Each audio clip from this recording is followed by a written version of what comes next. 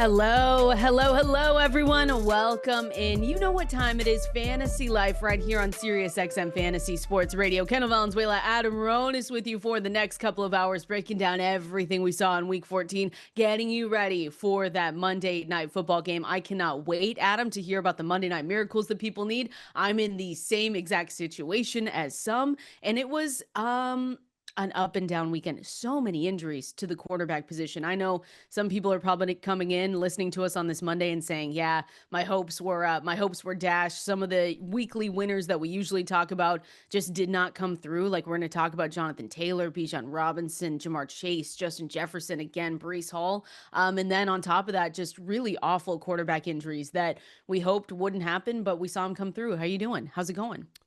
Yeah, it's going good. I agree. It was an up and down week for sure. There were some miserable performances, some huge performances, which is usually the case most weeks. And still waiting to see if I get some W's. It's going to depend on what happens in tonight's game. So, yeah, this is a huge game tonight. Maybe not from the outside in the NFL. You're like, Eagles, Chargers, whatever. But a lot of fantasy playoffs on the line tonight in this one. I need a Jalen Hurts, Devontae Smith game. If AJ Brown could just, be on the sideline, read his book. Maybe I'll send him a book. I could do it like express delivery, and see if it could get there in time. And then I'll be way happier with. I mean, people though that started Tyrod. I had to start Tyrod Taylor in one. I know you were starting. If you were starting Jaden Daniels. I mean, these quarterback injuries. Win or go home, Jaden Daniels. So you lost that? Well, no, that's the GST where I'm still somehow winning. My opponent had Taylor, but it comes down to the night where I have Goddard, the Chargers kicker, because we do team kicker, and the Eagles defense. So hopefully I can get enough. But you're leading right now. Yeah, I think by 9, something like that. And they have the Chargers running back. So they have Vidal in there now, but I wonder if they're going to go Hampton. What would you? Well, you can't. Don't say what you would do on the show, just in case they're listening. But the lead's only 7.3. Okay. You need Dallas Goedert from the early parts of the season when he was falling into the end zone. He hasn't scored a touchdown since week 8 against the Giants. Yeah, I knew that was going to happen. So, but hopefully he can. I don't even need a touchdown would be great, obviously, but just get me some positive points. Just push the lead further. That's all I need. Week 14, there was a lot of defining moments. If you've got a Monday Night Miracle, send it in. We love to see those at K Valenzuela 17, at Adam Ronis over there on X, because I'm sure there's a lot of must-win situations to get in. I've got a couple of them as well, so we'll be breaking those down. But, I mean, the day, it started with Daniel Jones, and if you were watching that game, you almost knew instantly when he went down and grabbed for his right ankle that it probably wasn't anything good. This was a quarterback that was already playing with an injury on his other leg. So it's just so unfortunate for the Colts, because now we talked about them being in a playoff position, and now it's probably just all up in the air. I know some are saying, that it's just completely over. But Daniel Jones is going to be out the rest of the season. You had Riley Leonard replace him at quarterback. That's going to probably be the quarterback, unless we see Anthony Richardson return, but that's probably going to be the quarterback that they have coming into week 15. And that just brings the whole offense down. But once you saw Daniel Jones, I felt so bad for him. And then they lost going up against Jacksonville. So it was just a horrible season-ending injury at a horrible time. Yes, and it is over for the Colts. You can sugarcoat it if you want, but when you look at their schedule and what they have going on around them in the AFC, we said even like a week or two ago that more than likely that this is a team that could really fall apart with Daniel Jones dealing with the injury before, their schedule upcoming. But they got to go to Seattle this week. Then they get the 49ers, Jacksonville, and the Texans to close out the season. So, you're downgrading all your Colts right now. And again, this is how quickly things change in fantasy, where like 3 weeks ago you were loving life if you had Jonathan Taylor, and now not so much. It is so unfortunate. You could see them losing those next 4. Oh, yeah. I think they will. I don't think there's even a question. I mean, Seahawks, Texans, 49ers, Jaguars, like you said, those are all tough. 2 of those away, 2 of those at home. The 2 away games, though, they're at Seattle, at Houston.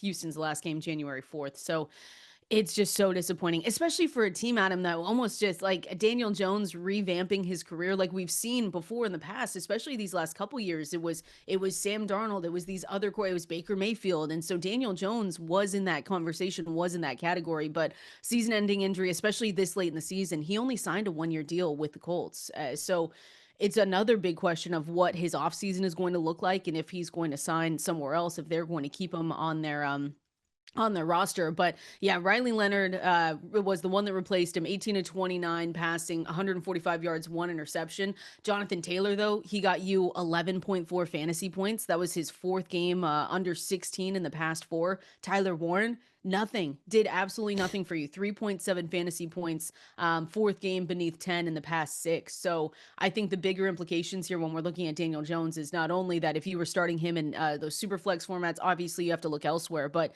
downgrade the whole offense. Alec Pierce, everyone that you were starting has to be downgraded the next 4 weeks.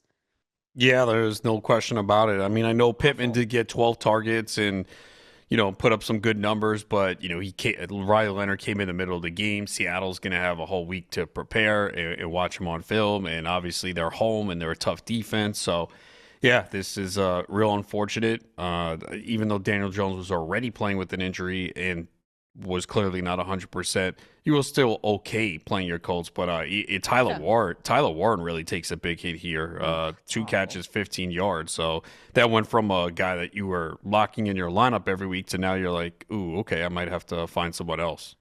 Yeah, and even if Anthony Richardson, I haven't even seen He's where not is even he? close. He's not even close, right? No, There's no yeah, way. mhm. And even if he was, he wouldn't be someone that we say, oh, okay, well, it's a lateral move because we know that through the air, he's not this prolific passer. It would be something where you picked him up in super flex formats, and that's just not going to happen. So you said it. You downgrade everyone. It's just so crazy, Adam, how quickly things can change or not quick. I mean, the AFC has turned upside down completely. Jonathan Taylor was someone we were talking about MVP weeks ago. And now you've got outings and days like this where, I mean, it changes at the drop of a hat so quickly for these teams. You feel bad for the Colts. And yeah, downgrade is necessary. It's just been like that the whole season, though, Adam. So many quick changes. I mean, this race for the next 4 weeks is going to be absolutely nuts. Yeah, which is why throughout the entire season, always said no matter what, just don't give up, even if you're 0-4, Yeah. because sometimes people look like, oh, this team is stacked. They have Jonathan Taylor, they have Emeka Egbuka, they have Romo Dunze. How am I going to beat them? That team is trash right now. So you just keep going, keep picking up players, make trades, and then just get in the playoffs, and then anything could happen. Because I know people were looking at that Jonathan Taylor team, especially if they had a couple other good guys, and really fearful of it. And now it's not the same. What'd you do? Look at my lineup? You Yes, I just did. listed Sorry. everyone, Yeah. listed I'd like everyone, listed everyone that I roster. That's No, fine. it That's was not it how was we get to my start. team that like 4 weeks ago I'm like, yeah, Come on. this has got a shot. Now Oh I'm my like, oh gosh. man, it's over. That's so funny. Not the shots fired where I was just like, well, that's every single one of the players that I manage. So it's totally fine. Everything's fine here. But yeah, just unfortunate for Daniel Jones. We'll see. I mean, again, in the rankings, you can find them at fantasylife.com. We'll have our early rankings out later today going into tomorrow. But everyone downgraded with a Riley Leonard start looking like the rest of the way. At least, we got points with the Bengals Bills. I mean, that turned into a show. So that was a fun one. I was nervous at him when they cut the cameras right at the start of that game, and I saw all that snow, and I said, "Uh-oh, this might be just a back and forth, not high scoring affair." But it was the Buffalo Bills that came alive fourth quarter. They erased, I believe it was a 10-point deficit at the time, and defeated Cincinnati 39-34. And like I said, you got fantasy points in this one, so we're gonna be happy about it. What'd you see? Well, number one, people always panic about weather for no reason. Because you mentioned there was some snow in this game. It doesn't matter. It actually helps the offense. The thing you're worried about is real heavy winds. There was 73 points totaled in this game. The other weather game people were worried about the rain in Indianapolis, Jacksonville. No, 55 total points. Even in Cleveland, we had 60 points. So I think they were again, listening to us, by the way. people Tony Pollard was listening to us. He said, "Here you go. You want people fantasy points?" overreact with the weather, so don't do it. Joe Burrow obviously is a top quarterback the rest of the way. You can make a case he's like one or two with the way he's playing right now. You wanted to see it. We've had two good games. Did throw two interceptions, which basically changed the game because the Bengals were in control of this game. And Burrow throws two consecutive interceptions, and Buffalo gets back in it. T. Higgins had another concussion scare. I was like, Man, once he hit his head and went to the medical tent, I was like, oh, it's over. I 'Cause figured it was done. and he came back in, and credit to him. Hopefully he's fine. 6 for 92 and 2 touchdowns. So you like that. Of course, Jamar Chase did not come through. They gave him a lot of extra attention and trying to shut him down. And then for the Bills, it's the same story. It's James Cook, who actually did not even have a massive game, but he had 20 touches. I put him in the losers column for fantasy points. Yeah, I mean, I don't know if I'd say loser. I mean, he had 13. Non-winner column. Okay, he didn't help as much as usual. Yeah, but it could have been worse. I mean, Josh Allen, of course, came through, and then we already knew this, but in case you forgot, start all your tight ends against the Bengals. That is now 14 touchdowns allowed to the position on the season. Insane. Dawson Knox even had a big game and came close to scoring. He led them in targets with 6 for 93. And if you did wait around and plug Dalton Kincaid in your lineup like you should have, once you knew he was active, he scored a touchdown, 4 for 41. And once again, the Bills receivers are absolute trash. Their leading receiver, wide receiver, had 21 yards. That was Gabe Davis. Khalil Shakir again, another down game, 2 for 16. So, yeah, it's start Cook, Kincaid, Allen. That is it. I mean, it's gotten to the point, too, with Shakir that, I mean, he did score a touchdown, but you don't feel good about Shakir right now. This is 3 out of the last 4 games. He has had 16 yards or fewer. Yep. I wouldn't put him in that. Yeah, I wouldn't put him in there at all. I think it's 2, really. And like you said, Dalton Kincaid came back, so he was good with his injury, but it's been James Cook, Josh Allen. That's why I'm just so interested, Adam, when they do reach the playoffs, what their formula for success is going to be. Because they just do not get it done through the air. And so it was nice. It was nice to see that kind of Josh Allen. Again, 37.84 fantasy points. So he finished 251 yards. You saw 78 yards rushing, got a touchdown on the ground, 3 through the air. It's just the Josh Allen, James Cook show. And like you said, James Cook, he was good enough, but it wasn't 11.1 fantasy points, 20 touches. Their schedule moving forward isn't necessarily easy, at New England, at Cleveland, then at home against Philly. But we know he's heavily utilized. You're never going to sit James Cook in those situations. But yeah, I'm just curious what their formula for success looks, or maybe it's just the Josh Allen, James Cook show in the playoffs when they inevitably get there. Yes, and a weak AFC. That's the formula. It is. Yeah. The whole thing is just chaotic, crazy, flipped on its head again. You really just, some specific teams going into, the final 4 games of the season, but it is up in the air for some of these teams as well. That's why it's exciting, though. I like it. It is, and it's new teams, too. If you like that, you have different teams at the top.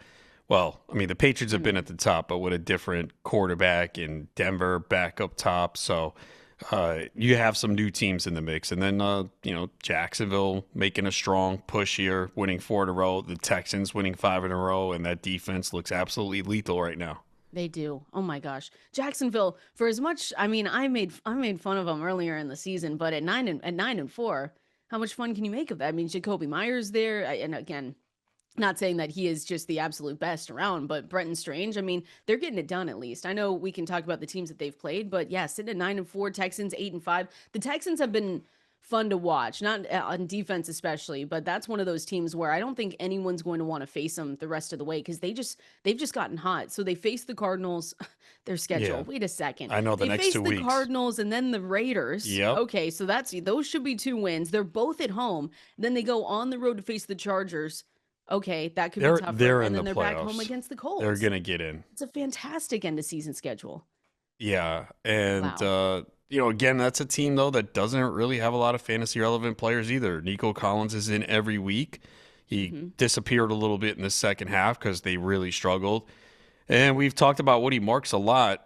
They gave him 28 touches. Now, he did get a touchdown, might have had a second, but it looked like he had something from the turf in his eye. They take him out one play, and then Dare Ogunbowale goes in for a touchdown. I was like, really? Are you kidding me? Come on, man. I can't get a 2-touchdown game for Woody Marks. But, again, it's not efficient. Nick Chubb left this game with an injury, so that's probably why they just fed Woody Marks. But, again, there's not many running backs that are getting the volume he's getting. So, yeah, he's still in that low-end RB2. I did start him in multiple leagues. Uh, but the efficiency is not there because the run blocking isn't great. Their play calling is not creative, and I don't know why they don't get him involved in the passing game. I know it annoyed 8 yards on 2 receptions in this one. It just bugs me with the through the because you know that he could be lethal. Like that would take him to the next level where we'd say every single week, no, must start. And he's kind of in that category right now if you have him and you have especially some of those running back injuries because like you said, he's the utilization we've talked about with Dwayne McFarland, it's all there. It's how we talked about RJ Harvey and it just hasn't come through in the fantasy point department. Of course it did this week, 15.6 points. We'll take that every single time. But like you said, that was off 29 carries, 68 yards. He had 64 yards off 19 carries last week for 7 fantasy points. So at least you got through the 10-point threshold, right? At least he got you more than 10 because we haven't seen that since week 10. Yeah, the touchdown really helped, and it probably might have had to. It did pick up the tough yards as they were trying to grind out the clock. So it was a good sign too because he had like a little bit of a foot injury last week, and you could see it bothering him. So I was a little worried if that was going to linger, but it didn't. And again, he's going to get massive volume and a team that's going to play from ahead. And you mentioned the schedule too. Maybe we finally get a big game in the next couple of weeks from him. They'll definitely be playing from ahead. It also, they might get like defensive touchdowns where their offense doesn't need to do much the next 2 weeks also. Oh yeah. I mean, if you have the Houston Texans defense, congratulations, because that's just phenomenal. And yeah, their schedule's good. So Woody Marks, when you look at him, he's going to be probably right at the same, if not upgraded a little bit, especially in the next two against Arizona, against the Las Vegas Raiders, just because those are nicer matchups for him. And like you said, you hope he finds the end zone, gets you 15 plus fantasy points for the next 2 weeks. That'll be a great start to the fantasy playoffs. That was a good game last night. I mean, the Chiefs.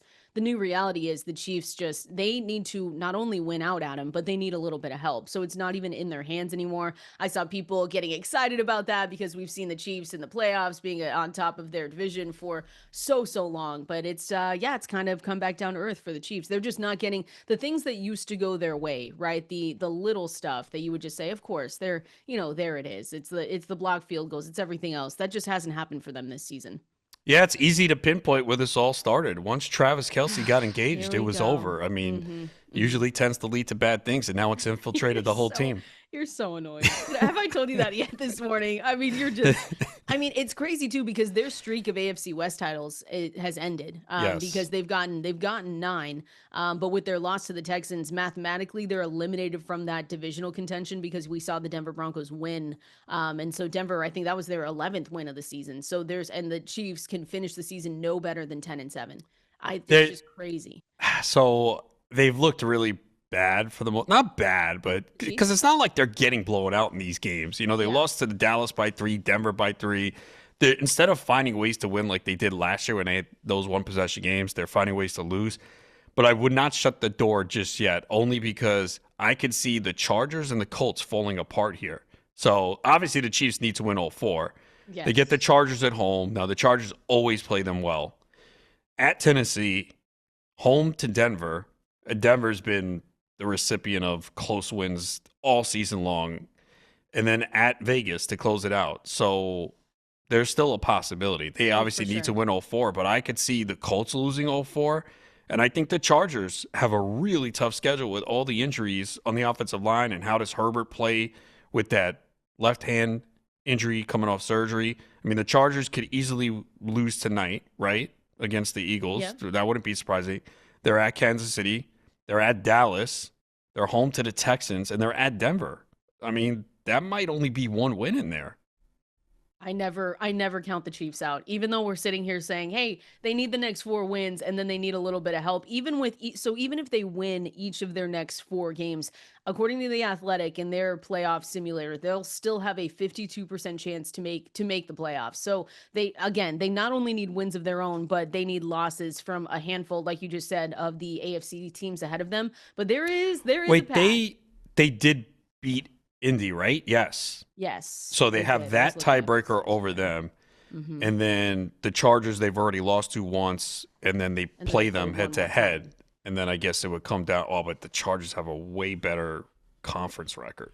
But we'll figure that out at that point. I'm just saying that as bad as they look, it's it's not completely over yet. It feels like it after last night, right? Everyone feels like that was the funeral for the Chiefs. Yeah, but it's like we said, you can't count them out. Yeah, the Chiefs won 20. That was the overtime game. Excuse Yeah. me. 23-20 against the Colts Because just I'm a couple saying of weeks ago. they've lost to like every other team ahead of them. So they've lost to the Yep, Texans, Jacksonville. essentially.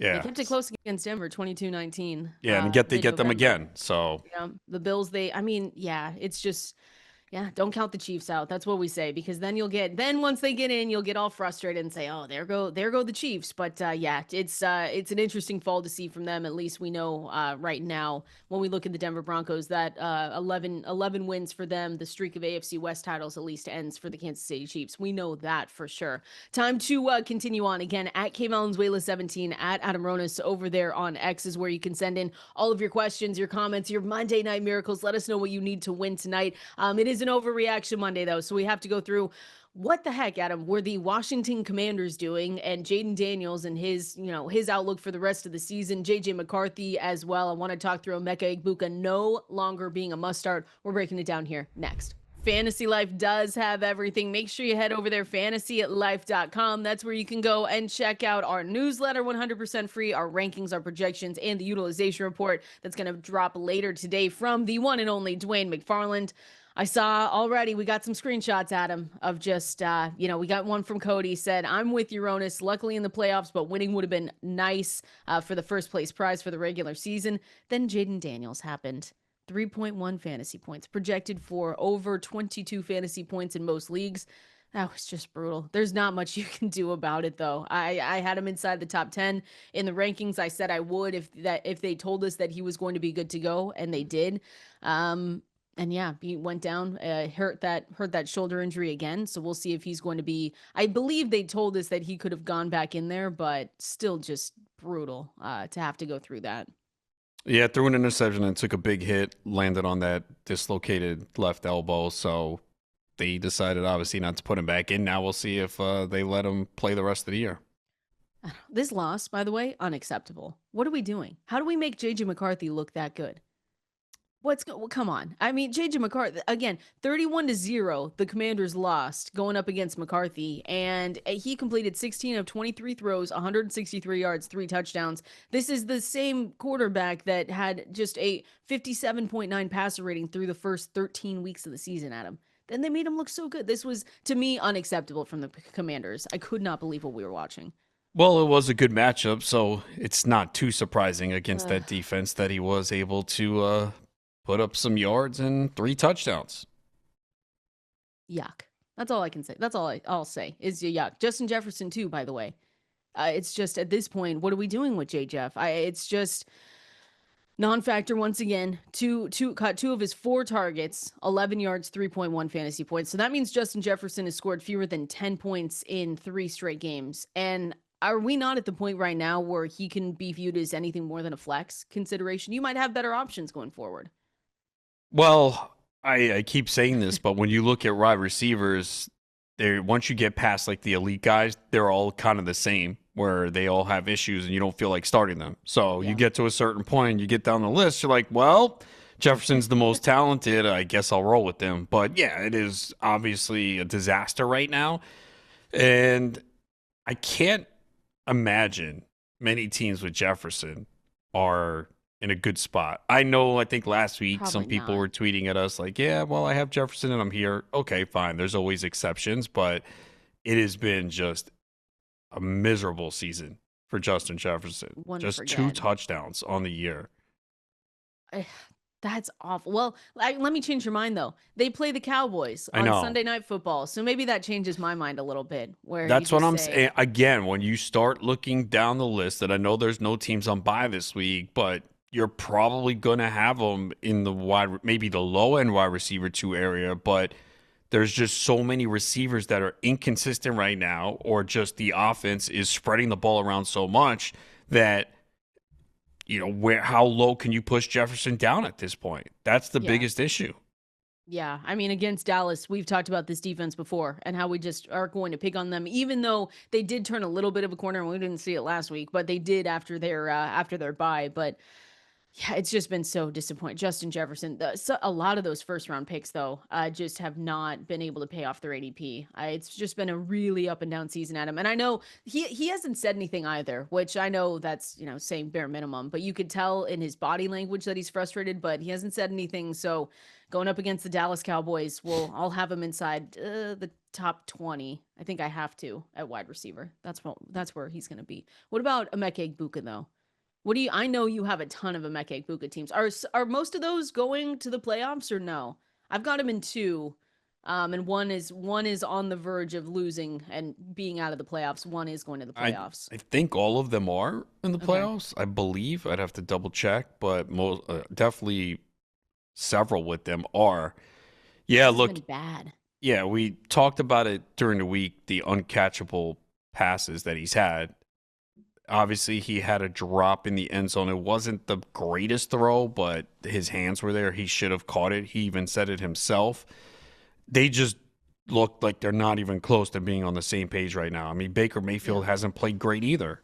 This whole offense has struggled. But again, when you look, the targets are there. It's like 8 targets in every game in the last 7 straight games. Now you're going to say, well, he's doing nothing with them. Again, I present to you, okay, cool. Let's go. You want to go down the list? We can say they all have question marks, right? Do you feel good about? I mean, Chris Olave has come down a little bit. Michael Pittman, we talked about the quarterback issues there. You got DK Metcalf, who had one big game finally. Cortland Sutton, who's come back down. Troy Franklin, everyone loved him a few weeks ago. Now no one wants to start him. Yeah. The Chargers receivers who cut into each other. So it's like even Stephon Diggs. Diggs has had 2 games under 6 points the last 2. So, I mean, Terry McLaurin, all right, we felt good about him. Well, now Jaden Daniels goes down, and, are we going to go back to him? So, like, it's just there are so many receivers in that area that all have question marks. That's why I think people get stunned when they look at rankings. They're like, why is Emeka Egbuka so high? Why isn't he lower? Okay, so tell me all the receivers you feel comfortable putting over him. Mm-hmm. Yeah, that's why I always say when you go to check out the rankings, at some point I can't. We had this conversation about Lamar Jackson going into this week where I said, "Hey, I understand that he has not been getting you fantasy points, but at some point I can't put CJ Stroud ahead of him. It's tough for me to look at a Jordan Love and put him ahead of him in the rankings. So I feel the same way about Emeka Egbuka. Maybe not as far as it's an overreaction Monday. Maybe not as far as he's no longer a must start, but I think he's a low end wide receiver 2, if not high end wide receiver 3 in the flex, because Egbuka has had fewer than 10 points in 4 straight games. He's seen at least 8 targets in those games as well. So like you said, Adam, to the point with Baker Mayfield hasn't been amazing. I do think he should have came down with that pass in the end zone because it hits both your hands. You just come down with it, even though it was a little bit high. I understand it, but I think Tampa Bay as well. Like they're on the fence of maybe losing their grip on the NFC South lead. I still think they end up getting things done and winning that division. But yeah, Mike Evans might be able to come back here soon. Same with Jalen McMillan. Maybe that also opens things up. We've talked about this before for Emeka Egbuka. But again, he's gotten the targets. You just have to hope that down the stretch that he just does a little bit better. It's been nothing short of disappointing though with Yeah, Egbuka. That's not even a hot take. it's going to come down to those 2 games against the Panthers. They play them twice in the last 3 weeks, so that'll determine the division. And Tampa has a short week this week. They play Thursday against Atlanta, so it might be tough for Evans to get back for that one. If not, he'll be back the following week. But yeah, look, the schedule is favorable for them, and they It is. control it because they faced Carolina twice, but they just have not looked good for a while now. This offense has just it's fallen apart, and you Yeah. just don't really feel good about a lot of pieces right now. And again, Baker Mayfield, it looked like, you saw the schedule, you're like, all right, he could finish strong, but it's not happening. They just don't seem to be in sync right now. Home against Atlanta, at Carolina, at Miami to finish off the last 3 weeks going into the fantasy playoffs. And you also said it. Baker Mayfield not returning on his ADP as well. 11 fantasy points in this one. He hasn't gotten over 20 since week 10. And that was the first game right after their bye. And it's just been down. His lows have been low. You've seen 11 fantasy points, 4 fantasy points. But like you said, still a couple games against Carolina, who's also sitting at 7-6, and then the Falcons are sitting back there at 4-9. So Tampa Bay kind of holds their own destiny for the NFC South. But I'll be curious to see once. This is obviously a question for maybe 2 weeks from now. Once Mike Evans comes back, though, is he someone that you immediately put in your lineups? Like if we're saying, Yes. okay, Tampa Bay is facing, let's say week 16 at Carolina, you put him in immediately. Yeah, because we know he's going to get targets in the red zone, right? Yeah. That's kind of what's been missing, and they have that good connection. So, yeah, I mean, look, you should have a good team if you get there. Maybe that you've been fine, but I do think he is a guy that you would put in immediately because they really need that red zone threat, that big target right now. I mean, Baker Mayfield's thrown for fewer than 200 passing yards in 5 of the last 6 games. Yuck. Ugh. But again, Bad. this is not. Look, if you drafted Baker Mayfield, that's on you. It was easy to see that the regression was coming with him. I know injuries have been a factor, but what he did last year, that was not repeatable. We talked about that in the preseason. I mean, that was where he was being drafted. I was not taking him. He had 41 touchdowns last year. We knew that wasn't going to happen again. 71.4% completion percentage. The touchdown percentage was an outlier. Crazy. It was easy to see that he was not going to repeat. It was one we talked about a lot because it was so many different categories, Adam, where he was he was going off. It was touchdowns per pass attempts. It was the passing yards per attempt. Even the rushing yards per game that he was getting you last season was absolutely, he gave you 22.2 yards per game on the ground last season on average. That was way, way more than what he usually gives you. Which was near his career average was 11 per game. So there were a ton of different things to look at with Baker Mayfield. But again, Emeka Egbuka, hopefully things turn around, Adam. I would love things to turn around because I've got him on a couple, and I know some people listening do as well. So we'll hope that the slump he's able to get out of it going into this weekend. You say they're the Thursday night game? I haven't even looked ahead. Thursday night, Falcons, That won't be Bucks. awful. That won't be awful. Well, at least we get to see Bijan Robinson. Hopefully, That's Tyler true. Algier doesn't steal all his goal line carries. I personally would be okay with Tyler Algier. Maybe just one. One touchdown for him, 2 for Bijan. How's that? Okay. All right. That's totally fine. We're gonna continue on here, going through the Baltimore Ravens. Are they going to miss the playoffs? And overall, what did we see with Lamar Jackson? Is he now back in the good graces of his fantasy managers? And then also week 14 winners and losers. Who went hard? Who went home for us in our fantasy matchups? We're breaking that down here next. There we go, Adam. You ready to run through a brick wall on this Monday? Come on. Yes, trying to get in the playoffs tonight. I know. Oh my gosh. My mood is going to be dictated by tonight's game. And really, I just have a ton of Eagles playing. So if it doesn't go well, don't call, don't text, please. I mean, having your faith in the Eagles, Oh what could go wrong? It's never screwed me It's up. always this whole smooth with their season. offense. It's so perfect. You know exactly who's getting the targets, who's going to have the big games. You know who's going to get a touchdown week in and week out. Yeah, no, they're the complete opposite of a sweat. It's going to be perfect. Hope everyone can hear my sarcasm in that. But it is time for the fantasy winners and losers, the guys that went home for us, the guys that went hard. Presented here by Mike's Hard Lemonade. Again, we're breaking down the players that went hard for our leagues, those who went home. You know who went hard for us? Again, Jaxon, Smith-Njigba. We're back. It's okay. Everyone has a down week, Adam. He just wanted to keep us on our toes, said, I just wanted to get you only a handful of fantasy points last week. This week, he was back. 28.1 fantasy points. Best in that 1 p.m. Eastern slate of games. And his ninth game with at least 20 in the past 11. Locked and loaded. He's got to be one of the best picks that people made this season, and you absolutely love it. Yeah, it was easy to see last week was just a down game where the game script, they had 2 defensive touchdowns. They were up big. Minnesota blitzes a lot and gave them some extra attention. We knew that was just one bad game, and it maybe cost some people a playoff spot, but if you were able to overcome it, you're expecting a strong finish because the ball just goes to him. He gets open easily. You're looking at like 10 targets almost every single game. So, another. Yeah, I mean, one of the best picks because he's pretty much won in the 3rd round of almost every draft that he's given you first round value. It's been awesome. As a Seahawks fan, I'm totally not biased at all. But love JSN in real life and in fantasy football. Do we owe? Okay. Do we owe Tony Pollard an apology? I No. really do think he was listening to us. And I think we talked last week and we said, when was the last time we talked about any of these running backs for the Tennessee Titans? I think he was listening, or someone sent him the clip, because Tony Pollard just decided against a tough Browns defense that he was going to put up 28.1. I need to see if someone started him.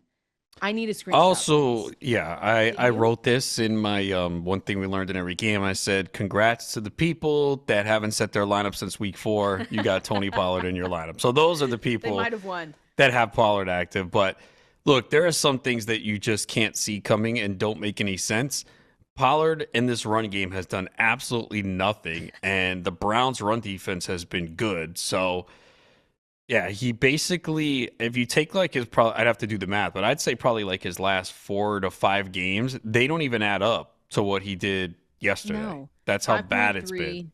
8, 5.6, 7.8, 6.3. That's his last 2, 4, 5 games. With Yeah, Ryan in the middle. he hadn't scored a touchdown on the ground since week 5.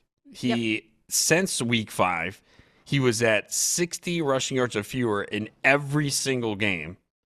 He's not even been heavily involved in the passing game recently either with Tajay Spears back. So he hasn't gotten over 14 fantasy points since week 5. He hasn't had more than 11 carries since week 5. And then he gets 25 yesterday, where, why not? Again, a game where they pretty much were either playing from ahead or was back and forth. So they haven't had many games like that this year. They've always consistently played from behind, got blown out, or had to abandon the run. So, yeah, no apologies here. And it's just one of those things that happen. Yeah, I just wanted to make sure that we owed no apology. But Tony Pollard, shout out, like you said. On a better team, he might actually produce. He's still a good running back. It's just it's an awful environment. It's been awful for this team. I saw someone asked about him being in the flex range for week 15 going up against the 49ers. I said, I don't think he's going to be there for me. I mean, maybe in those deeper formats you were playing Pollard, but yeah, he said, I'm back. He proved us wrong, Adam, just for 1 week. But 28.1 fantasy points was just insane to me. I was like, who's doing that? Tony Pollard? Are we sure? I had to check again. I had to refresh my browser on him because I thought there's no way that this is happening. The other one, he's the second at RB this week, only behind Jahmyr Gibbs. Just like we all planned, right? It's just how we knew this was coming, of course. Yeah. I'm looking because in my home league, he's rostered. I played the opponent. He did not start him. Thank goodness. Yeah. Well, you would have been tilting. I would be very mad. You'd be so mad. It's happened to me multiple times this year because when you play in those deeper leagues, sometimes you're like, oh, this guy's starting this guy. I'm good. And then he goes out and puts up 20 points. I'm like, you're kidding me? I'm so sorry to anyone. If anyone also faced Tony Pollard, I'm so sorry, because what the heck was that? He definitely went hard for your league. I want to continue on. I've got more players that went hard, some players that went home as well. Harold Fannin Jr. the rest of the way. Where are we going to have him ranked? And then the lows: Breece Hall, James Cook, Devontae Adams. We got to break those guys down here. We're going to do all of that coming up next. Oh, you are listening to us right here, Fantasy Life on Sirius XM Fantasy Sports Radio. Hopefully everyone having a great start to their Mondays. Hopefully no Monday Night Miracles needed, Adam. For most people listening, they've already, locked it in. They're good to go. They're going in the fantasy playoffs. If you do have a Monday Night Miracle, though, send them in at Valenzuela 17, at Adam Ronis over there on X. We'll make sure to get to all of those and your questions during the Fantasy Life Water Cooler. Speaking of Christian Watson, by the way, that was your favorite artist, Sabrina Carpenter, who was obviously on your Spotify Wrapped, your top, your most streamed artist. Who would have thought that Christian Watson, all he needed to do was go down with a season-ending injury last year and then be able to come back and make fantasy headlines? What's going on? 24.9 fantasy points after an 18.3 outing against Detroit. Minnesota, a little bit of a down game, right? Five receptions, 49 yards, 9.9 fantasy points, but then 20.6 in week 11 going up against the Giants. He could be a fantasy hero going down the stretch here if he continues to play this way. At Denver, at Chicago, against Baltimore week 17. But it's been, honestly, Adam, fun to watch. And in my wildest dreams, I would have never thought that Christian Watson would be able to come back again this early or with this timeline and have the impact that he's having right now for Green Bay. Yeah, we did see the targets go down with Jaden Reed and Matthew Golden back, but he's making plays. He's making big plays, getting open downfield, beating his man, and uh, just looks good. This is the best he's looked. He had a nice stretch a couple years ago where there were like 4 straight games where he went off.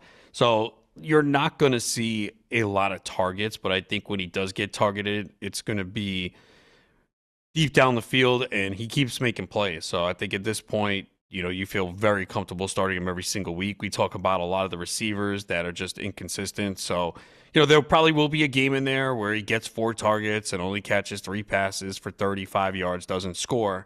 But I think we're to the point right now where we're just going to play him every week, and even in the more difficult matchups, because especially if he's going against a team that plays a lot of man, he's getting open right now. So, yeah, it's definitely surprising to see because he tore that ACL in January, and to come back in week 8 and be as good as he's been. I mean, his first game back in week 8, he had 4 catches for 85 yards. So it's now 3 games of at least 80 receiving yards, and it's now 5 touchdowns in his last 4 games.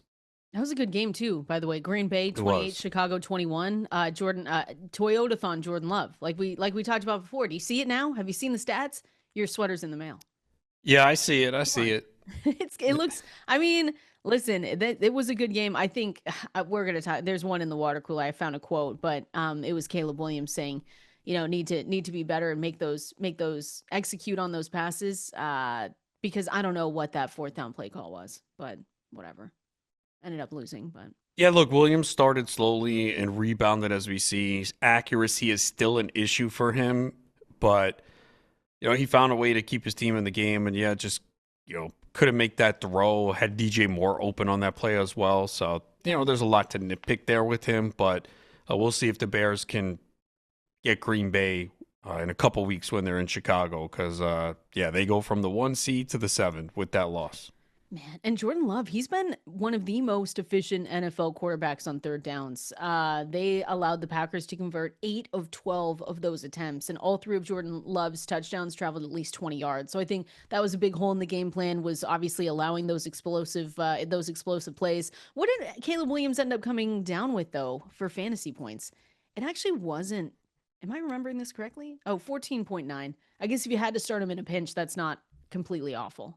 Yeah, two passing touchdowns, one interception, 15 rushing yards. So, I benched him in the 2 leagues I have him.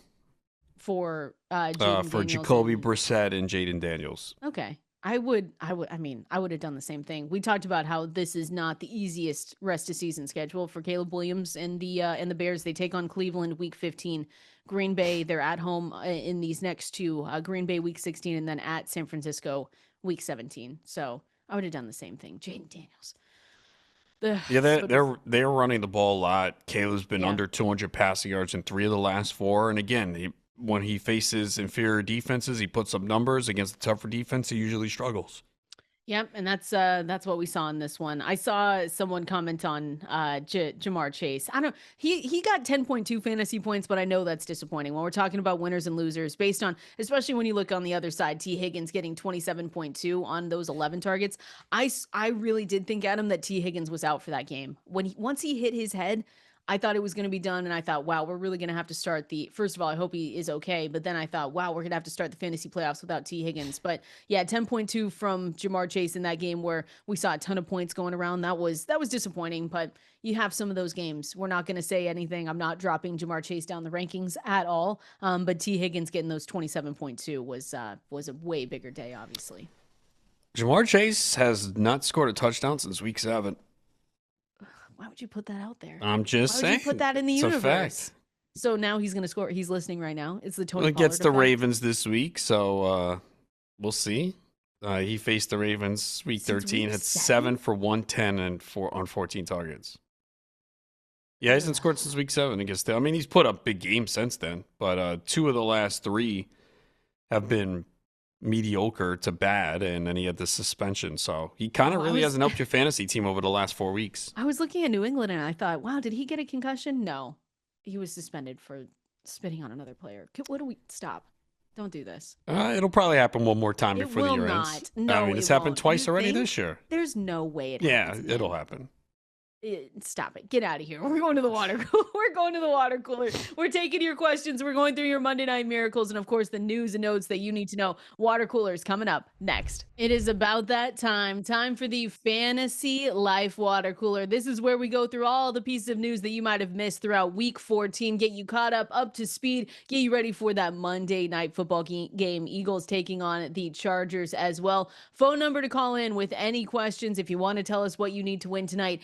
888-963-2682, or you can press that new call-in button on the Sirius XM app. And as always, you can find us at Valenzuela 17 at Adam Ronis over there on X as well. I see some questions coming in. I see some screenshots, Adam, of just, some happy, excited people, and then some not so excited. I did see a couple people start Tony Pollard though, so we're gonna shout them out because that is just I saw it was truck started Pollard. Rest of the team sucks. Don't worry.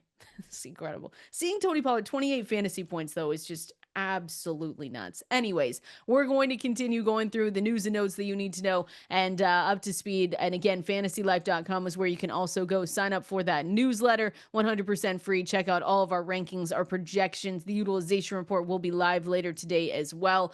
Let's start off with some of the injury news here, Adam, because Daniel Jones, we talked about at the top of the show, want to make sure we talk about it one more time just in case people weren't with us. Daniel Jones did suffer a torn Achilles, so he is going to be out the rest of the season. Gave him obviously, the 9-month, 12-month timeline. I believe it was 9-month timeline. So the Colts lost this one 36-19. They go to 8-5. We said in their next 4 games, it really could look like, and this is so unfortunate for Colts fans, that they could maybe just lose out the rest of the way. It's Riley Leonard in the starting job because Anthony Richardson injured his eye, what feels like months ago, Adam, but he's not available. So it's going to be Riley Leonard, it looks like, at least for right now when we're looking into week 15. But just an absolutely brutal injury for, a quarterback that was revamping his career, like we saw with Baker Mayfield before, like we saw with Sam Darnold. So it's just really disappointing. Yeah, really unfortunate for Jones. The offense was operating well behind him. I mean, it did take a little bit of a tailspin the last few weeks, but overall it was very good. And that's how the season can change. It was looking good for the Colts. Are they going to be the 1 seed? They're going to win the division. And now all of a sudden, are they going to even make the playoffs? That's how tough it is to be consistent over the entire season in the NFL. Injuries are a factor, and just real unfortunate for Daniel Jones, who was going to get paid, and now it's not going to happen. That's what makes me more sad, is that just because he signed the 1-year deal, you thought to yourself, wow, this might be it for Jones. Like he's found his place with the Colts, and that's fantastic. So I'm really curious. That's a big offseason conversation of what they're going to do, if he's going to stay with them, where he lands if he doesn't, and just the overall rehab process, because it's the Achilles tendon, but then he was injured on the left leg as well. So that's going to be a really important rehab process throughout the offseason. And hopefully he stays healthy going into that, has no setbacks. I think the other part of this, Adam, the fantasy implications, is that we just have to downgrade everyone, right? Riley Leonard, while we can hope for the best with him, we shouldn't necessarily expect it. And so if you have Tyler Warren, if you have any of the pass catchers, Michael Pittman, I think was the one that led the receivers in fantasy points in this game. But Alec Pierce, you just have to lower expectations. They'll be downgraded in my rankings. Michael Pittman Jr. finished with nine receptions, 79 yards off 12 targets, 16.9 fantasy points in this one. Alec Pierce, who I know I had to start as well, 13 fantasy points, 5 receptions off 8 targets, 80 yards. Yeah, the entire offense has to get downgraded at this point. I mean, this week they're at Seattle. That is just a brutal spot to put a quarterback in. So then San Francisco, Jacksonville, and the Texans. Yeah, so pretty much the entire offense. They could lose all of those games. Yeah, my guess is right now, they're underdogs in all of them. Yeah. They're not going to be favored in any of those games. Maybe Jacksonville, they can. No, they're not. They're not going to be favored. I'm trying to be optimistic, Adam. Maybe they can win one. Probably not, though. I mean, could they win one? Yes. It might take more than one to get into playoffs, but yeah, it's again how quickly things change, right? You were feeling really good about Alec Pierce, and Tyler Warren takes a big hit, just 2 catches for 15 yards. I mean, Jonathan Taylor's going to get a huge volume, but it's all going to come down to how many touchdowns can he score. He He wasn't even targeted in the passing game yesterday after being pretty consistently involved there. And we know they're going to give extra attention to Taylor. They're going to put 8-9 in the box. So even Taylor takes a hit because, the touchdowns are going to be probably lacking. But he'll get the volume. They're going to feed him the ball and they're trying to rely on him. But the other team knows that. 11.4 fantasy points over the weekend, and this one for Jonathan Taylor. And again, Daniel Jones out for the season with that Achilles injury. So hopefully the rehab goes well, and we'll see what this Colts team looks like with Riley Leonard leading the way as their QB1. Another injury that happened because it was all quarterbacks yesterday, Adam. I don't know what happened, but I wrote my waiver wire article. You guys can find that at fantasylife.com. You've got Adam's article as well. One thing we learned from every week 14 game, which is an incredible read. Make sure you go see that at fantasylife.com. Both of those 100% free. I couldn't believe it, Adam, how many quarterbacks I needed to write up just in case, super flex formats, people are going into the playoffs. Tyrod Taylor was another one that went down. So he went down with a groin injury and he did not return to the game. I saw Aaron Glenn said that he still has to talk to the team doctors to see where things are at as far as his health and making a decision going into this weekend. But it might be because Justin Fields was ruled out last Friday for because of the knee injury. Like we might be seeing Brady Cook in this game if he's not good to go. You downgrade everyone there as well. Oh yeah, this was horrible. A disaster with Cook in there, and they're going to Jacksonville. Yeah. So just when you felt good, like, hey, I got A.D. Mitchell off the waiver wire. This is going to be great. Wrong. One catch for 24 yards. So, yes. Catch a break. It's Brees Hall, no receptions. I mean, that's a strength of his. And then some games they target Hall, other games they don't. Mechie had 4 for 34 and 8 targets. So, yeah, another offense that if Brady Cook is the quarterback that you want to avoid. 4.3 fantasy points from Brees Hall. And we've known that this, the offensive struggles kind of continue to hold him back a little bit, but that was a season low, 4.3 fantasy points, 5th fewest in 53 career games. So you just continue. There's no good news here, Adam. I'm trying to find any way to make it, look like you could start someone here. Brady Cook again, 163 yards, no touchdowns, 2 interceptions, completed 46.7% of his passes going up against the Dolphins. So not much upside here. You hope that Tyrod Taylor is good to go, but again, we'll just have to watch the injury reports. Maybe it's Justin Fields. Even if it is Justin Fields, though, Adam, he's not a passer that we necessarily say, well, we can upgrade everyone. It would be probably a lateral move between him and Cook. So you just the best case scenario for our fantasy teams is that Tyrod Taylor's good to go in week 15. That's about it. Yeah, and that's a question at this point. Ass. He's 36 years old, and he's probably like, you know what? I don't want to do this anymore. He said, this is it. He saw the Jets team, said, no, I can't do it. He tapped out early. He's like, damn. I feel bad for them. I know that's like the only fan base you feel bad for. So I think that says no, it's not the only one. It's just what other fan base do you feel bad for? Browns. You feel more? It's more for the Browns than the Jets. More for the Jets. Okay, there we go. Like, is there any other team that you feel worse for? Let's see. No one in the NFC because I don't like them. So, maybe the Colts this year, but that's just I mean the Colts. They were a really good story. They were playing well, and now just to see it fall apart like that it sucks.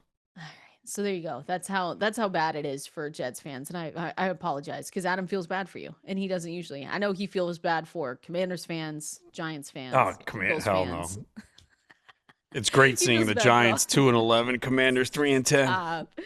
Oh my gosh. Another injury that happened though. Speaking of the Commanders, looks like the Commanders do fear that it was a torn ACL for Zach Ertz. I had to start him this weekend on him just because of buys. I think that's probably the situation that most people were in if they were starting Zach Ertz now, but that was that looked awful. I don't know if you rewatched that at all. They just kept replaying it, and I couldn't believe it. But they ruled him out quickly. Let's just say that Dan Quinn said after the game that the early signs aren't good when asked about the ACL. And again, this is also a team that lost Jaden Daniels. We'll have to see where he's at going into Week 15 as well, because if he's back out there, Adam, I mean, this is a player that you put into a pretty good spot in the rankings just because of the rushing upside? Or is this something that, based on what we saw this past weekend, you do downgrade him where he's not necessarily in must-start territory. 31 points to Minnesota. They got nothing done, even with Marcus Mariota coming in there. Jaden Daniels 9 of 20, 78 yards, 1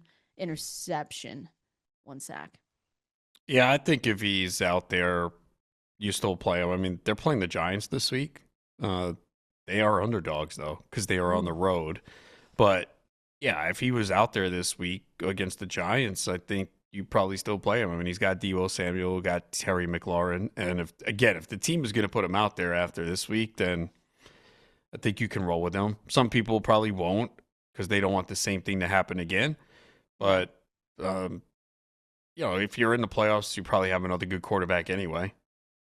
Yeah, I'm glad I don't have the. Who's your other quarterback in that league that you started him this week? Caleb Williams. Okay, what are you gonna do? Nothing. Waivers is closed. I'm stuck. Oh, that's right. If I get in. They play the Bears play the Browns this weekend. Yeah, that game is in Chicago though, right? Yes, I have to look. I remember last year the defensive performance for the Browns were stark at home and road. They were great at home and bad on the road. That might be the case this year. I'm not sure. I want to double check that, but I'll have no choice especially if Caleb doesn't play. Yeah, that's. I mean, if Jaden doesn't play, then I don't have a choice. Yeah, that's unfortunate. Again, we'll watch out for the reports here. If Jaden Daniels is good to go, if your waivers. Oh no! What? The projected weather. It's still a week away. Geez. The weather in Chicago on Sunday right now, 14 degrees. Oh, yuck! So obviously snow. No, it's not showing snow. It's just 14 degrees. That's awful. That makes. I mean, Caleb can't even play well in warm weather, so stop. He can't. He's inaccurate. Get out of here. 14 degrees sounds awful. What's the weather with you right now? It's very cold here. Actually, we're gonna get like very cold weather today and tomorrow. I think this week for me, it's 80. That's it. Yeah, cool. 82. It's 28 right now, and it feels like 13. Tough. Yuck. Ooh, sorry, Caleb Williams. Gonna downgrade you for that one in 14-degree weather. That's gross. The last injury, and then again, we're going to get to any phone calls we have, any questions over there on X, 888-963-2682, or press that new call-in button on the Sirius XM app at Valenzuela 17 at Adam Ronis over there on X. Devon Achane said Mike McDaniel did say Devon Achane was available to return from that rib injury if it was absolutely necessary. He suffered that in I believe it was the first half. And they took down the Jets. We just talked about this on the other side, 34-10. I still think, though, when I wrote him up, we'll talk about him tomorrow, but you should, just in case, be going to the waiver wire, right? Jalen Wright would be the guy that you would go and get. He got most of that work once we saw Achane go down. So, again, this is not a situation where we say that must start territory. We're going to see how Achane does this week. And obviously, it's a better situation, Adam, that they said that he was going to be able to go back in if they needed him. But Jalen Wright finished that game 24 carries, 107 yards, and with touchdown on the ground. So it was nice to see for him. Yeah, my best ball teams that are probably dead got a nice performance from him. Little boost. Why not? But yeah, Ollie Gordon did get the carry inside the 10. I think that was the only time they were inside the 10. With Achane out the game, they gave it to Gordon. He did score, but based on what you saw yesterday, clearly they favored Jalen Wright. So he would be the guy. We'll see. I mean, they say that about Achane. Practice will tell the story. So I guess there's always that possibility that he does miss. Because, again, we cannot take coaches for their word. They lie to us all the time. Trey Benson, yeah, he's fine. He's okay. Where is Trey Benson? He's deactivated by Wednesday, by the way. So it doesn't sound like he will. So that was another guy holding on to where it didn't work out. So, was annoying. But yeah, I think Jalen Wright obviously should be picked up anyway in all leagues because, as we've seen, if Achane does miss time, that they're going to roll with him. Well, especially if you're an Achane manager too, it just spend the money. Just do it now because you're going to be especially if your waivers are still open, you're going to be so disappointed if he does go down throughout the next 3 weeks in the fantasy playoffs and you don't have enough money to spend on Jalen Wright. That's going to be disappointing. That's why we talk about handcuffs sometimes. Just it's annoying sometimes to see guys on your bench that aren't scoring, but it's for these exact moments. And again, Achane could be totally fine and good to go, but you always want to have them just in case, Adam. That's why we That's why we always preach that. So we'll see if he's good. But again, Achan, the update was that if they needed him to, he was available to return from that rib injury, and we'll watch the practice reports the rest of the way. I think that was enough injury talk because week 14, how all these injuries, it was just brutal. Let's go to the phone lines now. Let's go and take some phone calls here. Again, 888-963-2682 is the phone number to call in. Let's get out to the phone lines. Let's start with Wesley in Cincinnati. Wesley, what do you got for us? Hey, good morning. Thanks for taking my call. So I need to start whichever player is going to give me the most points tonight. It's either Kamani Vidal or Rondé Gatson.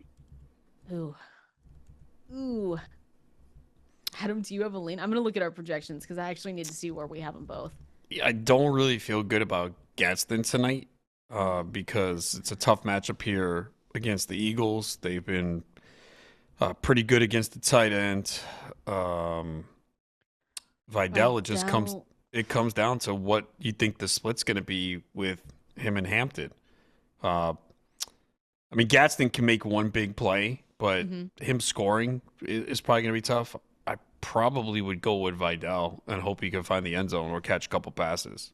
We've got him projected for 35 rushing yards off 9 attempts, and he gets 1 target for 4 yards as well for Vidal. But it could be closer to a decent split between Vidal and Omari and Hampton, right? Because you're looking at Justin Herbert coming off the left hand surgery. So again, non-throwing hand. That's also the other thing that concerns me a little bit. Gadsden, would you agree though that Gadsden has the higher upside? Or do you think his ceiling is more capped than Vidal? We have him projected for 9.7 fantasy points, but only, again, 4 receptions off 6 targets for 43 receiving yards. Yeah, it's just we've seen Gadsden slow down. You mentioned, too, how they might want to run the ball a lot to limit Herbert coming off that injury. We have seen the Eagles will not have Jalen Carter. They were vulnerable against the run last week against Chicago. And I do think the Chargers want to come in and run the ball. It's just tough to know what the split's going to be. I mean, look, Gadsden can get you there with one play. He can make a 36-yard reception. I guess I would wait and see what the pregame reports are and exactly what the split is with Vidal and Hampton. All right. Appreciate you calling in, Wesley. Good luck tonight. And let's go over to another one here. Let's go over to Jenkins in Nashville. What do you got for us? Hey, guys, I love the show. I've been listening since last year, and first time been calling this year. So I got 2 questions, actually. I have a defensive question, if you guys don't mind, because people are on other people's shows talking about the future, about I think I'm going to make the playoffs. And when it comes down to defenses, I have Houston, and I don't know if I'm going to win this week. But anyways, when it comes down to defense, do you choose based on the weak offense or like the quarterback throwing interceptions, pick sixes, fumbles for losses, just like if they had Jameis Winston? I miss him. Mm-hmm. And besides that, or besides like the defense being good to elite, does it matter if they're home away or the weather? And I have one more other question. Yeah. Adam, you were just talking about the weather. You want to hit this defense one? Yeah, it usually comes down to, how good the defense is, number one, and what's the game script. So you mentioned the Texans. They are favored by 9.5 against the Cardinals next week. And we know the Cardinals, what they're going to do with Jacoby Brissett. They're going to come out and pass a lot. So if the quarterback's dropping back to pass a lot, that increases opportunity for sacks, increases opportunities for interceptions. So, yeah, Texans are in a good spot. Seattle's in a good spot. They're double-digit favorites at home against the Colts with a backup quarterback. So, yeah, you're picking on the weak offenses, preferably with a strong defense. But you are in a position where you can stream week to week. Eagles are another good spot next week, too. They're at home against Vegas. 12.5-point favorites, game total 38.5. Washington, week 16 as well. I know they play at Buffalo week 17, but I think that if you have Houston, it's not necessarily because there's a point, Adam, where you get to a spot and you just start to stream defenses if your waivers are still open. But if you have Houston, you're keeping them the rest of the way, right? Arizona, Las Vegas, and then the Chargers. Yeah, the next 2 that's weeks. Really nice. Yeah, especially the Vegas one.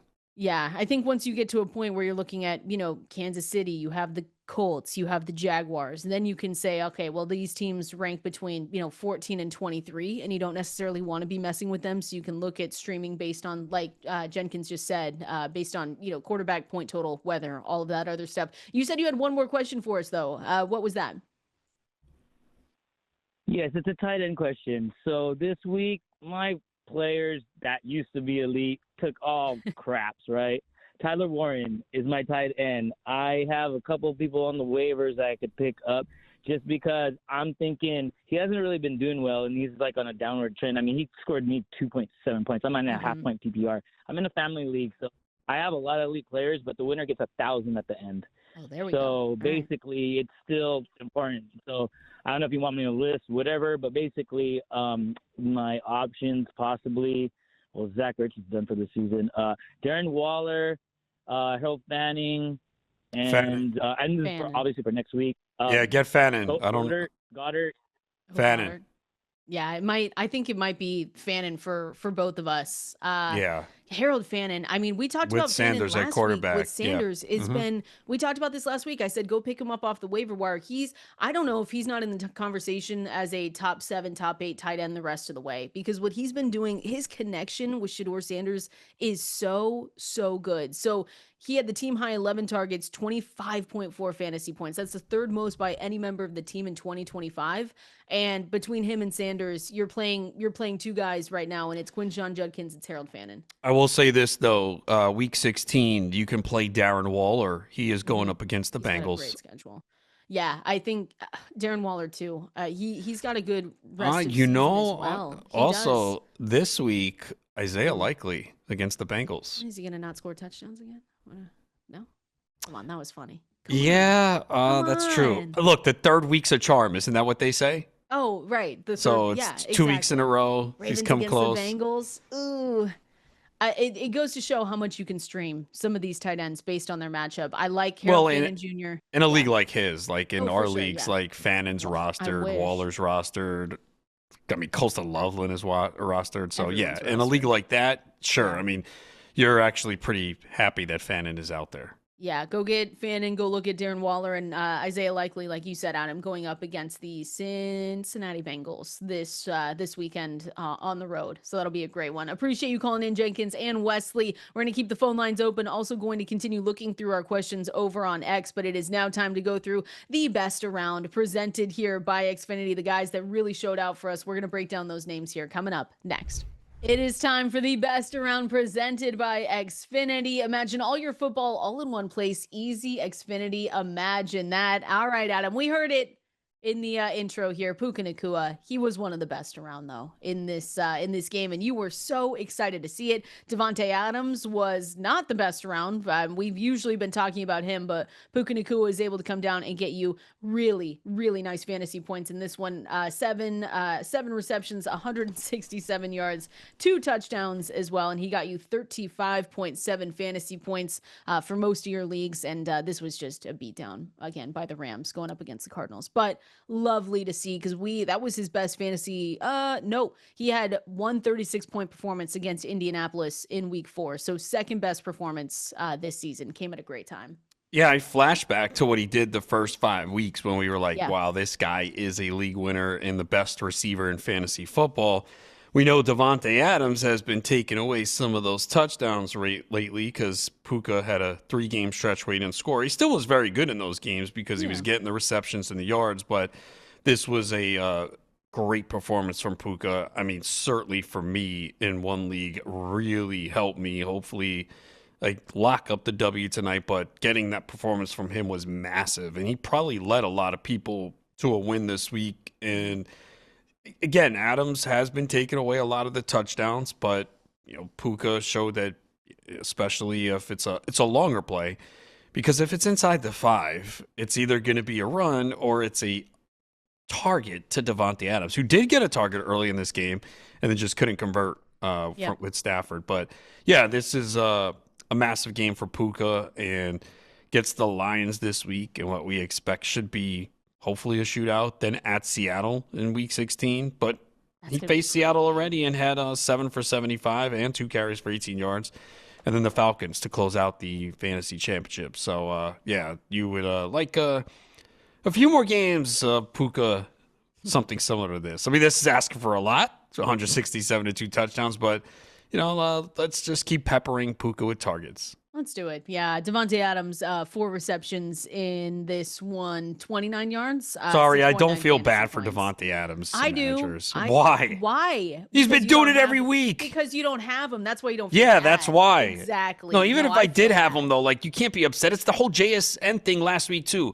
You can't cry last week when JSN has a bad game. You You've can been be getting... disappointed. No, you can't. You got to understand that it was You're inevitable. It was going to happen, and you got to move on. You're like, no tears. There's no Well, crying I in mean, look, fantasy if it football. eliminated you, sorry. What do you want to do? No, it didn't. You know what? I'm having the opposite. Okay, I'm curious. I know you've had this happen before, 1,000%. I have one team though, made the playoffs, didn't get the bye. Had a phenomenal week 14 where I fear that all my players scored. I mean, I had T Higgins, I had Puka Nacua, I had RJ Harvey, and so now I'm worried, Adam. I'm like, oh, did they do this a week? Yeah, early? but those are players that tend to get high usage. I know Dolphins Higgins. defense, 17 points. Yeah, well, going against the Jets, that's and the third quarterback. You always start to happen. overthink it. You say, "Oh no, did this happen too early?" But let's be fair though. This is the risk with Devontae Adams because he's not been piling up yards. Mm-hmm. It's all based on touchdowns, and it's been happening every week. This is the first time since week 6 he didn't score, but it's not like he's putting up 100-yard games. So No, he only has 3 games above 77 receiving yards. yeah, he has this one year. game of 100 yards. It came in week 2. So a lot of it is based on touchdowns. So you got to understand that a game like yesterday was certainly in the range of outcomes because it's been based on touchdowns. He has 14 touchdowns on 56 receptions. So for every 4 receptions, he's scoring a touchdown. You don't need to be great in math to understand that will not continue. Now, all you care about is it continues for 3 more weeks. Yeah, exactly. Right? Those in fantasy, that's what you Split want. it out. So, yeah. but yeah, I mean, this week against the Lions, I mean, that is a massive game. Still for both teams. Rams are still trying to lock up a 1 seed in the division, but the Lions, have some hope now. So that game total right now is 55.5. Yeah, that's it's going to be a big one. And like you said, you can't, if you have Devontae Adams, you're just disappointed with the down week. You hope it comes back. Puka Nacua, you're just excited and happy about it. 35.7 fantasy points. The other one I wanted to get to was Michael Wilson because he is the best around when Marvin Harrison Jr. isn't around. Like that's the only thing we can look at here. If Marvin Harrison Jr. is back, I don't know if we can put him back in there. He had 6.8 points on 7 targets in week 13. This is a tougher matchup, week 15, no matter what. You have to downgrade them a little bit because they're facing the Houston Texans. But Michael Wilson managers are saying to themselves, all right, if Marvin Harrison Jr. isn't in, he's totaled 49 targets, 36 catches, 445 yards, 92.5 fantasy points in 3 games that Marvin Harrison Jr. has missed. So he's the best around when Marvin isn't around. Let's just say that. Yeah, it's insane what he is doing, and that is very intriguing going up against the Texans this week because tough. It is. But I think you're playing him. I don't. If Marvin's out, if Marvin's out, I didn't see how severe his injury was, Marvin Harrison Jr. when I was looking through reports last week. But yeah, if he's out, then you are playing him. What Wilson has done now, I have drafted this guy every year, and I'm like, well, I guess I got it wrong, but I don't know now. It's like, did he just need Jacoby Brissett to unlock him? But 3 games without Harrison, 36 catches, 445 yards, 2 touchdowns on 49 targets. 49 targets in 3 games. So the connection is there. And yeah, Wilson is a guy that maybe you picked up off the waiver wire more than likely. But this is insane, though, to go from where he was, where now he's an elite receiver. He's got the traits, and what you hope for against the Texans is that you see double-digit targets, right? That's double-digit targets. Yeah, they'll be playing from behind. Either way, he's going to be, if Marvin Harrison Jr. is not in, he's a top 20 wide receiver. Damn, this is going to be crazy this week for Brissett, right? Because we've been playing him every week. He's excelled in tough matchups, but my goodness, the Texans are death against quarterbacks. They give up absolutely nothing.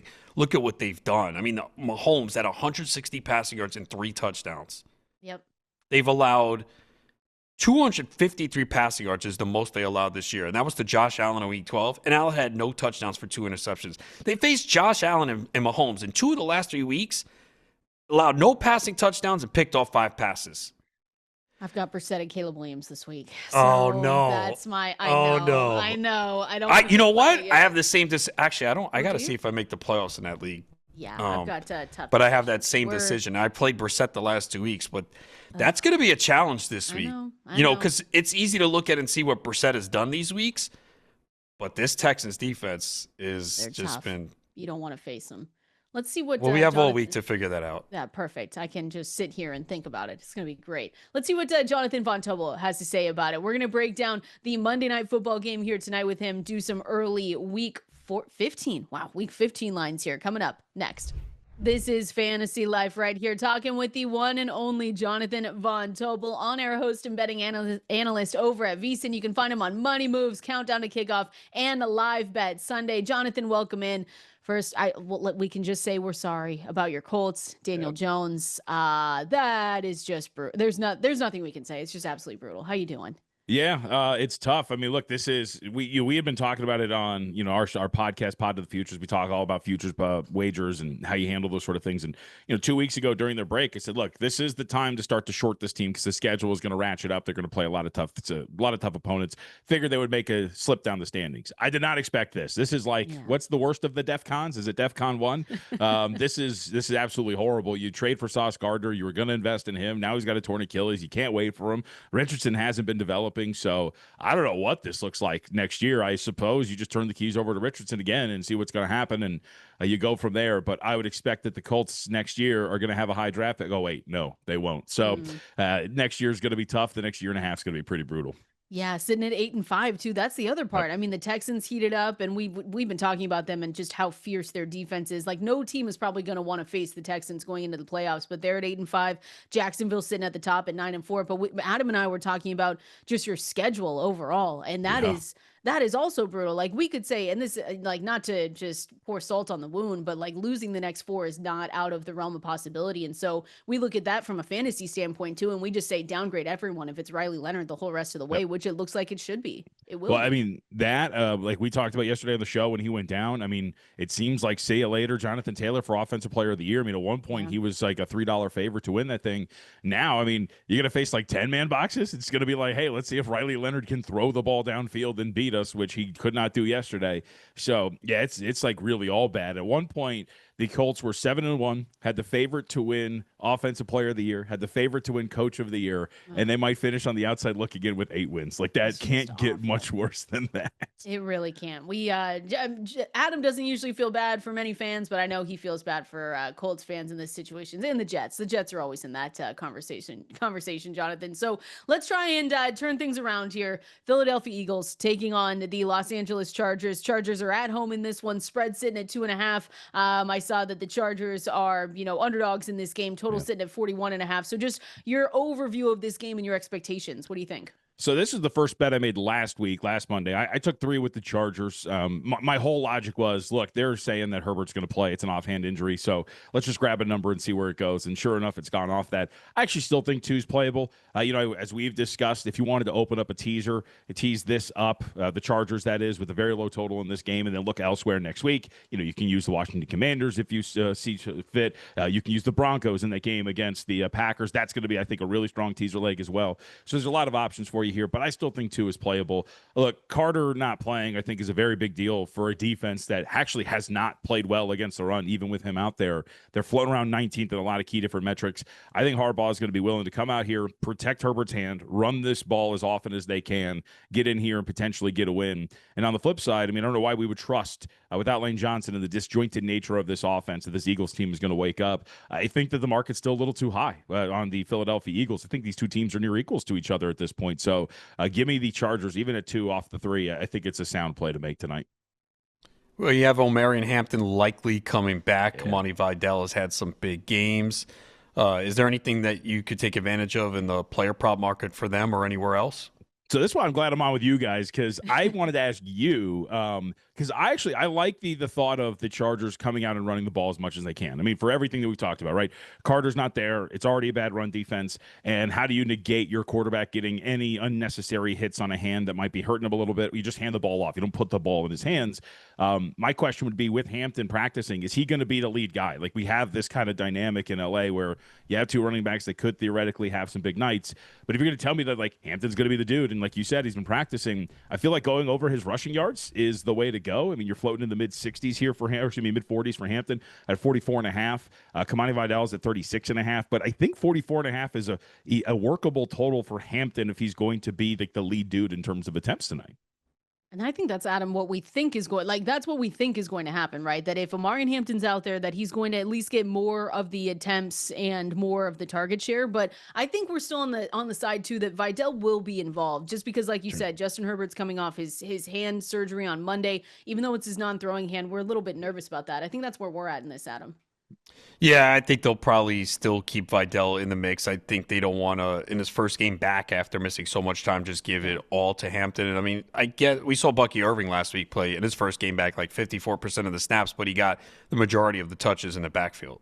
And we've got him projected 55% of the attempt share, 9% target share for Omarion Hampton. So it's not a bad split. But if you have Vidal, you could also be looking to play him tonight as well. Going over to just what you're seeing in week 15, I've got two teams I want to ask you about. And then if you just don't have them or whatever, but I see the New England Patriots as underdogs against Buffalo, and I see the Cincinnati Bengals as underdogs against Baltimore. Maybe it's recency bias here, Jonathan, but what do you think about those two games? Yeah, I think I'm going to be willing to bet that we're going to flip back and forth between one on that New England Buffalo game. 1-1 is not really like a really big move. So, if you get a little support from New England, whatever it is, home field worth about 2 points. But I think, the path that you're potentially going down here, Kendall, is Buffalo better than New England on a neutral? And I just don't know if that's really the case. I would probably say no. I think at the very worst, these two teams are equals to one another. I mean, if we're talking about Joe Burrow not throwing lollipops and getting picked off on consecutive passes, we're talking about them losing that game yesterday. Yep. So I would expect that this thing probably goes back and forth. The Patriots ultimately close one. And I'm sorry, what was the second game you asked me about? I think the second game I said was the Bengals. Oh yeah. When we're looking at the Bengals, I was looking ahead and I said, okay, the Cincinnati Bengals, like I just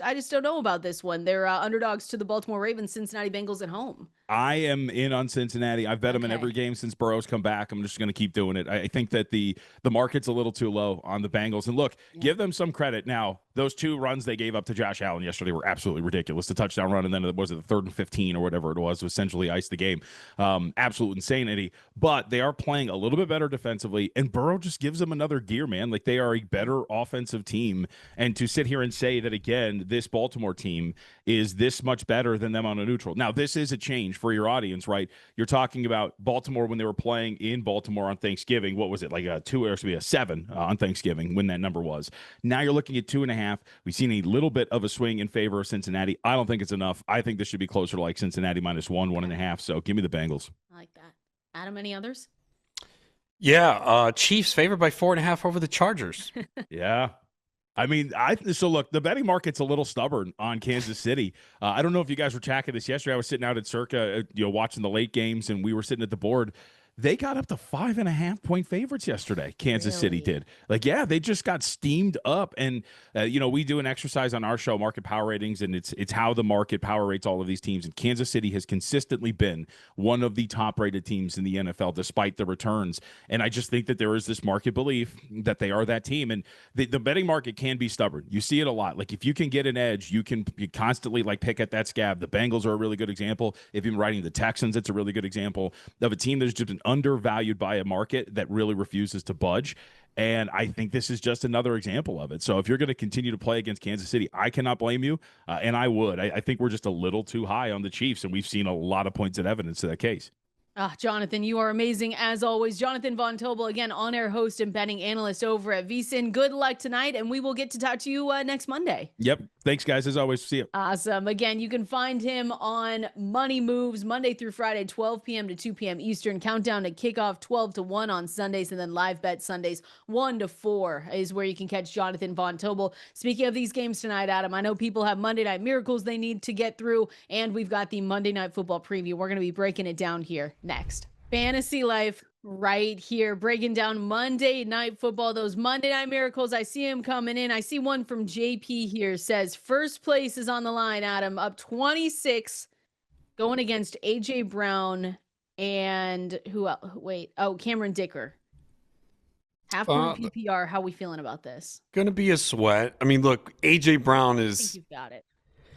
It depends which AJ Brown shows up, right? Because the last 2 weeks he's put up huge performances, but they came in losses. So do they change? Everyone was like, "Oh, the Eagles don't pass enough. You got to get these receivers involved." They do that and they lose. So do they go, "All right, well, AJ Brown, you got your double-digit targets 3 weeks in a row. We've lost the last two, so we're gonna try something different now." I mean, there's talk about letting Hurts run a little bit more. So I'm okay with that.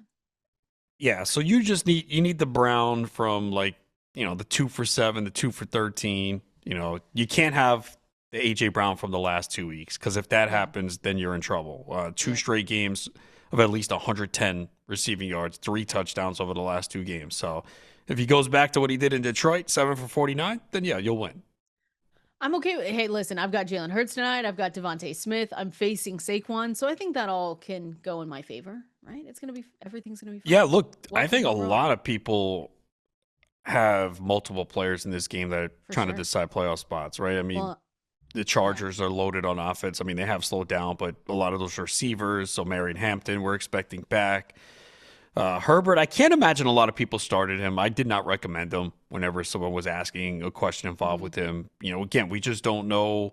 First of all, he has slowed down because of all the injuries on the offensive line. Eagles obviously take a hit with Jalen Carter being out, but they're probably going to run a lot of shotgun, I would think, with Herbert. Probably run it a lot.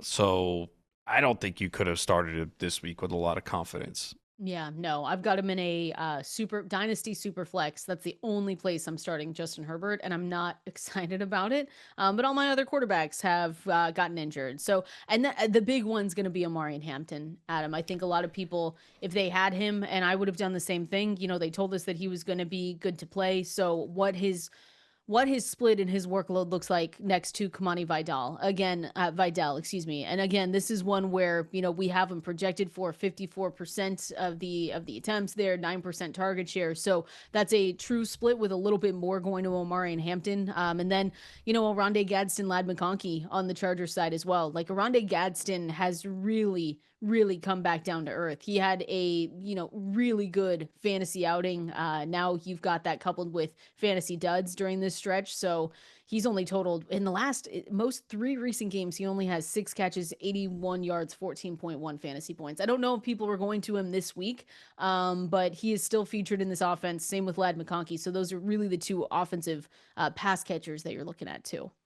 Yeah, I mean, look, they just have 4 guys that are in the mix with Quentin Johnston and Keenan Allen. So it's clear we knew that there's no way they all can go off on a given week. It's just not, the offense is not built that way. So the one thing with Gadsden, he's not a typical tight end. He's more a receiver. So maybe he can find a good matchup here and get away from Quinyon Mitchell, Cooper DeJean. So yeah, I mean, they spread the ball a lot, but Gadsden is one of those guys, just like one big play, especially if he can go for a touchdown and he could have a productive fantasy day. But yeah, they just spread the ball around a lot in this offense now. Man, the Eagles too. I was looking at these splits. Weeks 1 to 8, Philadelphia averaged 26 points per game. Since their week 9 bye, they've scored 15.5 points per game. And over the past 6 quarters, they've managed 15 points total.